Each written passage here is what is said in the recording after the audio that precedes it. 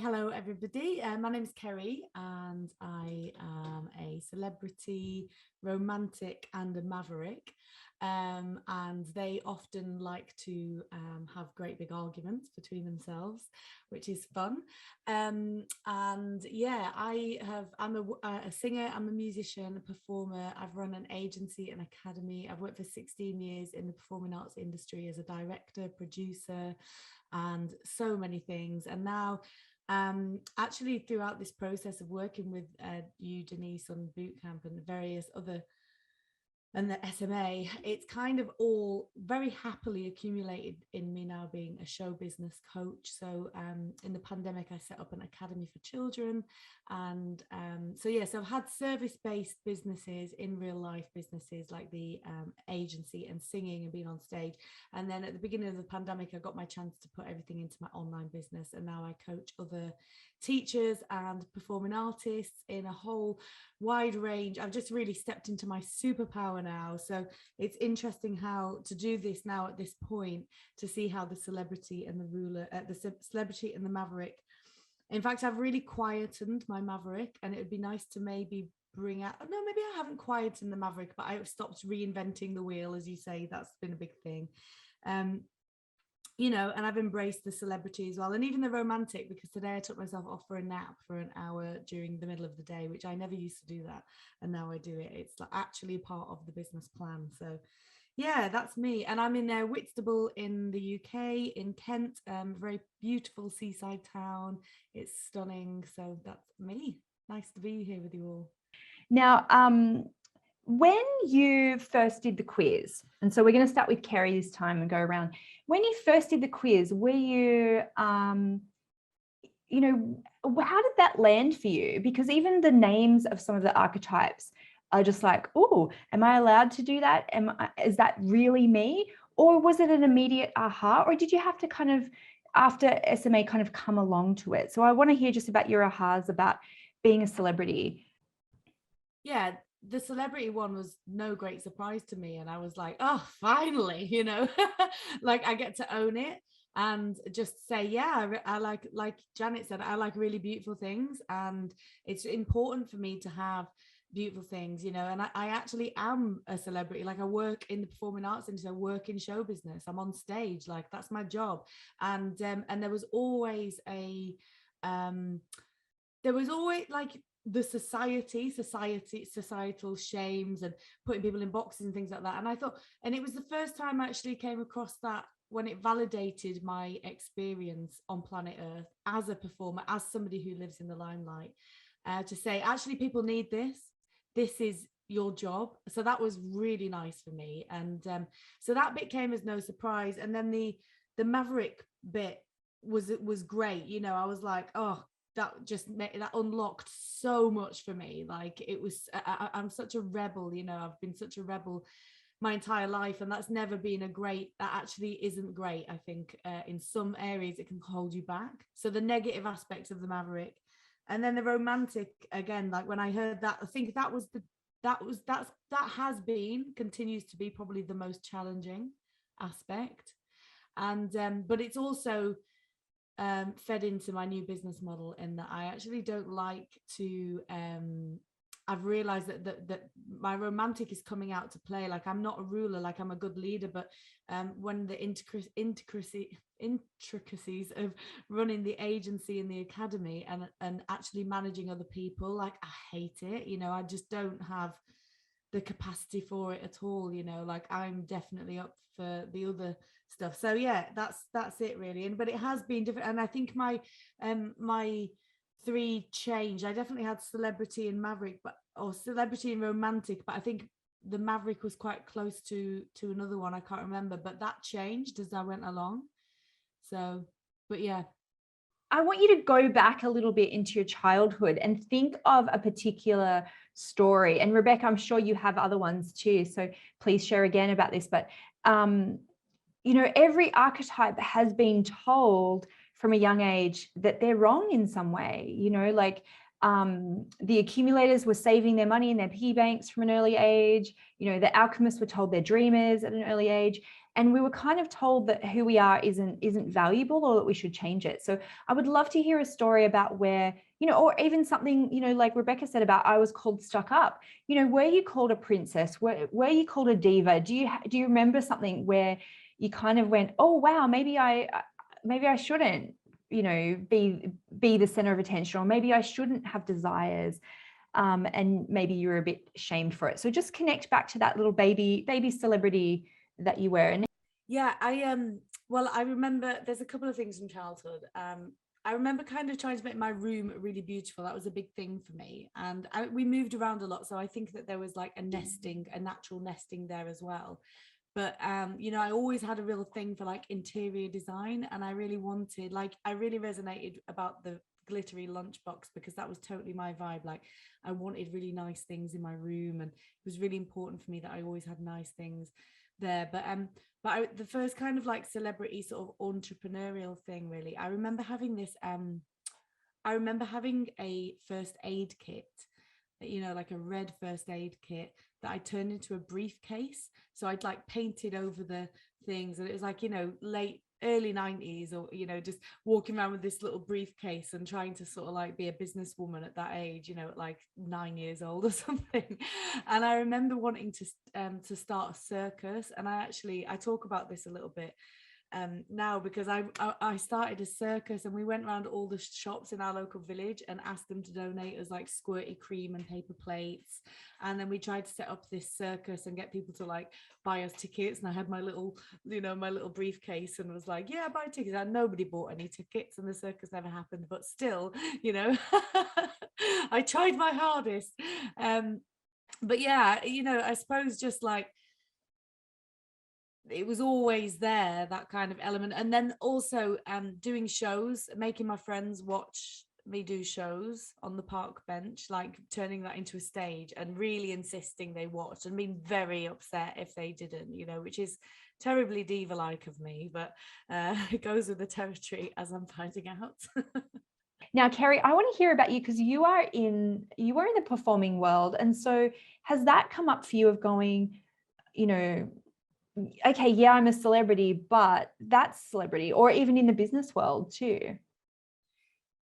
It comes up all the time in the performing arts world, because our industry is constantly, there's so many different levels of the performing arts industry. So you've got like your sort of gigging musicians, your gigging actors, and I do actually still perform, but I've positioned myself now into a place where I don't have to work very much, which is great, following your advice, Denise, because now I pitch myself as a luxury high-end jazz singer, and now I get paid like hundreds of pounds to do a gig, sometimes thousands, instead of scrabbling around for little gigs. So there's, but I came up against that most then, because people kind of like, I don't find it as much now because I'm so aligned, but they'd want that really glamorous glitzy thing, but they didn't want to pay for it, and that was like always an issue for me. And I think I just really own it now. I just own that it's a product, and you're buying a product, and I think for me,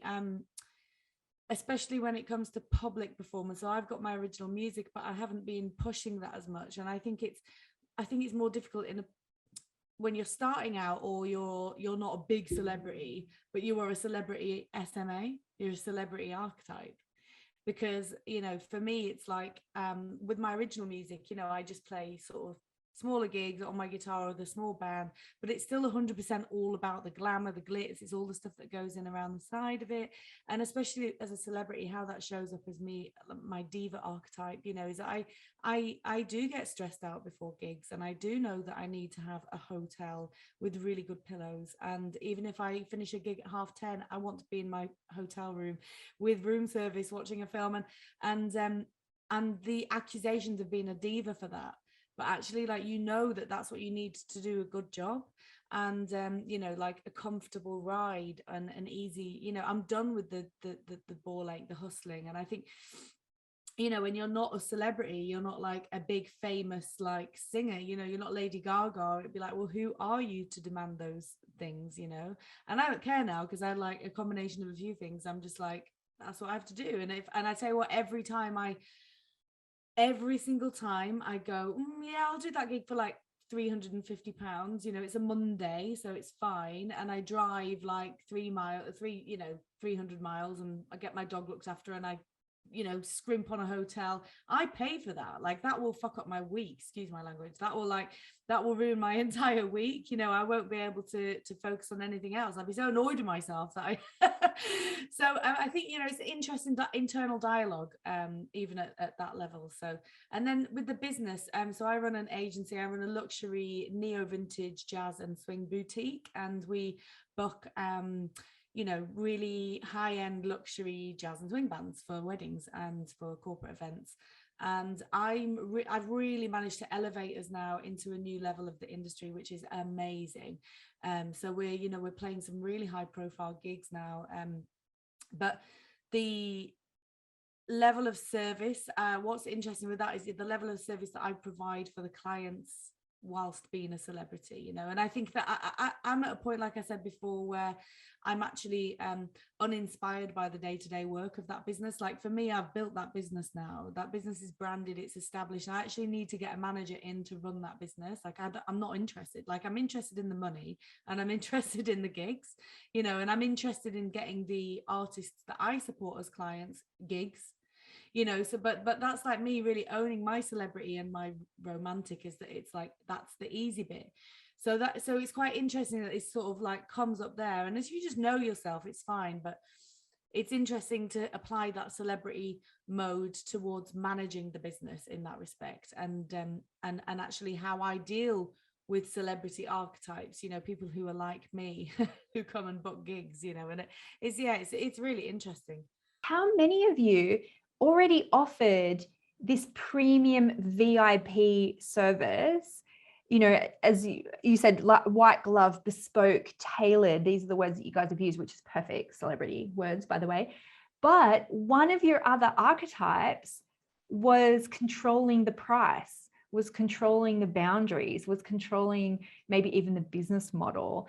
And, you know, whether that was your nurturer of it has to be fair, or your connector, you know, of like, I just want to help people, I shouldn't care about the money, or the maverick going, you know, fuck that, I'm not going to follow everyone else's premium priced, you know, bullshit rules. So has anyone gotten a hire about that? And Kerry, you mentioned that too, about having the nap, right? Is that something now that you go, oh wow, like that's really important? And also that's like, I need, as you said, I've made my business easy now, so I can do that. Like, what was that light bulb moment for you? I don't know. I think sort of health reasons that really got me there as well. But I realized that the more I relaxed, the more money I made, and it was such an amazing realization. I had my first 10K month last year, and which you celebrated by sending me loads of cookies, Denise. I'm still working that off. Like, I literally, like, my bum grew a lot after them. But I got that first 10K month after being diagnosed. I was really ill, and I spent days and days and days in bed. And at the end of the 10 day stretch in bed, I just made so much money. I was like, how is that? How has this even happened? Like, I've literally just been in bed, like just delegating tasks and doing a small bit of work, and then working in the middle of the night when my energy levels were, when I was, you know, I had insomnia because of the medication. So I was like, I was awake and feeling really alert in the middle of the night, and I was just bashing out sales pages and it was amazing. And I suppose it just gave me that permission. So now it's like no fucks given, you know. It's and I really lean into that. But something that's interesting I want to say now at the moment is that I've because I'm on a healing path, I've moved to the seaside, I'm much better now. I realized that it was really important to start my mornings with health. So, you know, like I start my mornings with a different theme depending on whatever sort of season I'm in. And for a long time it's been wealth, and recently it's been health, you know. So I get up at 6:30, I'm straight in the hot tub, like I meditate, I'm in my hot tub, And that is such a romantic celebrity move right there. Like, I've got a hot tub out the back, and the energy prices in the UK have doubled, and it's costing me like £35 a week to run that hot tub. And I'm just like, you know, it is something that I'm gonna keep, because that £35, I'm getting my best ideas in there. Like this morning I just channeled the most amazing name and guidance for this $1 million hot tub. Yes, Denise. I love it. I just channeled this the name of my new program for one of my courses, and the exact way, like, and I mean, I'm in there with my phone, like literally my phone line, not my mobile. I can sit on my landline. I'm having meetings in the hot tub, right? I'm in there all day. I'm in there all morning, all evening. And the dialogue with me at the moment is that I actually do need to get up out of the hot tub and do some work, right? Like, I can't do everything, and I am such an action taker. You know, I'm so driven and I have so much action, but like, it is, you know, I've had to remind myself to put a firm look. I made a sign to say sacred boundaries, because I have to put sacred boundaries around my business right now, because I'm scaling and I've got big visions, and sitting in the hot tub is not going to get all of those things done. Do you know what I mean? So it's like allowing myself that celebrity romantic feeling. It is totally first class, honestly. Like, it's an amazing life change. And the other thing that's interesting is that I've been talking about that, and I've paid off loads of debt this last year as well. I've now only got £7,500 debt to pay off, out of like 22 grand or something. And the guilt, when I bought that hot tub for myself at Christmas time, I was like, oh, you should be putting money onto all these other things. And it sort of prevented me from showing up a little bit, because I am frightened of people thinking, oh, you're a diva, or oh, you're sat on like a fortune and you've not paid off. Not that I owe personal people, but it's just that feeling of like, oh, people looking at you thinking, oh, you must be so rich, and then you actually having this dirty little debt secret, you know. And I'd like to just blast through that, actually, because like Denise just said, the $1 million hot tub, like, I've put a VIP day together for like people to come from the city to the cottage, and we do mastermind day here, and you know, the hot tub is a big part of that. I want to do live phone-ins, so my clients can like book $1 million hot tub session with me, where I'm in the hot tub, you know. I love the reaction. I wish we were filming that. Well, Denise is, but I wish I'd got every single one of you had a $1 million hot. It just might be a thing I add to my list, you know, and they can call in. I mean, we already do Voxes, but I think actually packaging that up in the top VIP package is great. So yeah, I'm not going to keep waffling on, but that's it's interesting, how they play out, you know. I want to talk about clients, okay? Because there's always a couple of schools of thought, right, around who are your clients. And some people just go, I'll serve anybody. The connectors, right? And the nurturers, they're like, I'll serve anybody. And rulers are like, I'll take money from anyone. But often we're either teaching a younger or a less experienced version of who we are, or like Rebecca was saying, we're kind of teaching our opposite, and we've got the missing puzzle piece that they need. And even just realizing that the customer journey, each archetype, just say, okay, cool, you can help accumulators, right, Rebecca? But it's accumulators at a particular point in their journey. And what I'm realizing so much from this is that I'm not looking for, especially for SMA, I'm not looking to market to celebrities who are already in their true celebrity power. Like, that is such an aha here. I'm looking for the ones it's just under the surface and they need the permission to take it out, right? So even just from this conversation, I'm going back to the videos to say, this might be shocking and surprising to you, but if you really like look into your heart, you know this is true. It's just you've repressed it. You've been told it's wrong. And so now I know that exact language that I can teach, and I don't have to waste my time trying to convince people who are already there to come and work with me, because they'll be like, no, you can't show me anything. You can't give me anything. So thank you. I really appreciate each and every one of you. I suspected that, but you guys have just really solidified it for me.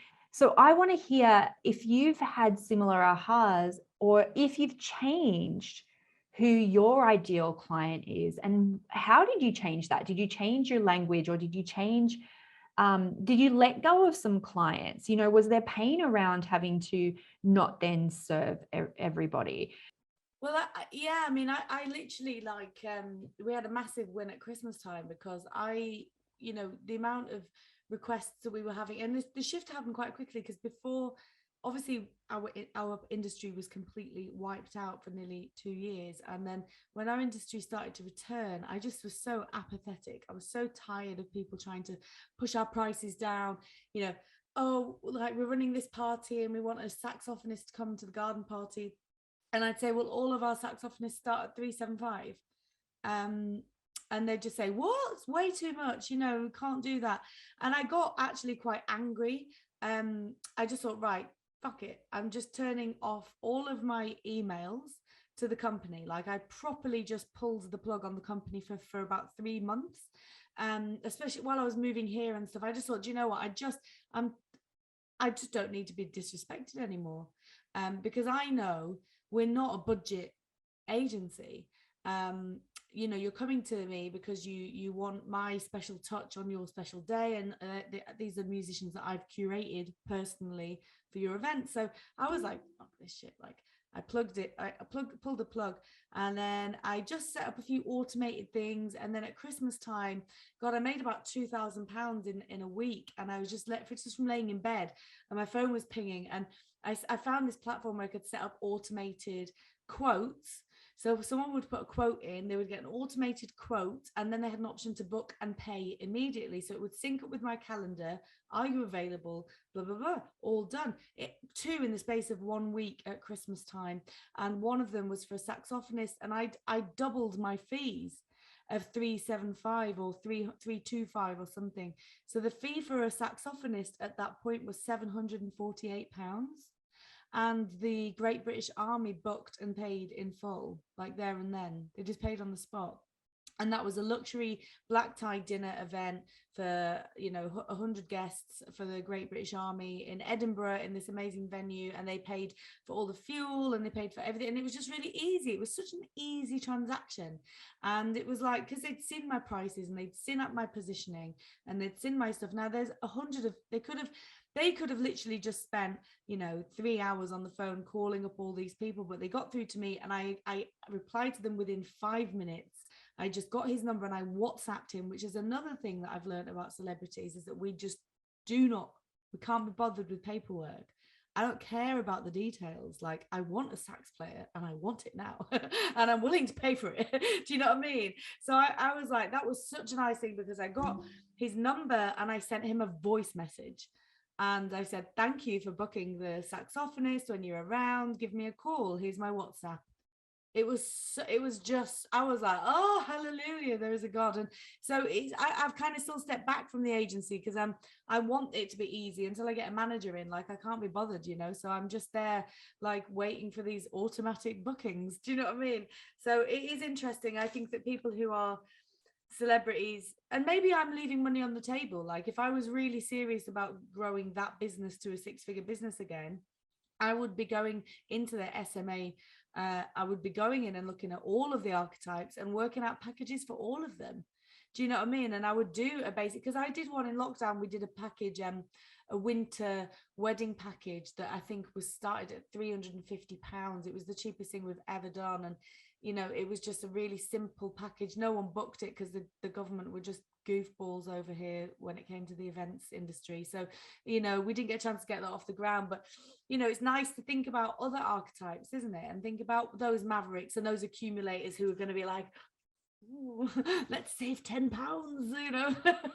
and how you could just tweak that in your marketing to make it exciting. So, are you a ruler, a connector, or a maverick? Hang on, maybe you're more of a romantic or a celebrity. Take the money personality quiz right now and find out which of the 8 money archetypes you are. And then I'm going to teach you how to profit from your strengths and make money in your business based on your natural personality. Click below and find out more.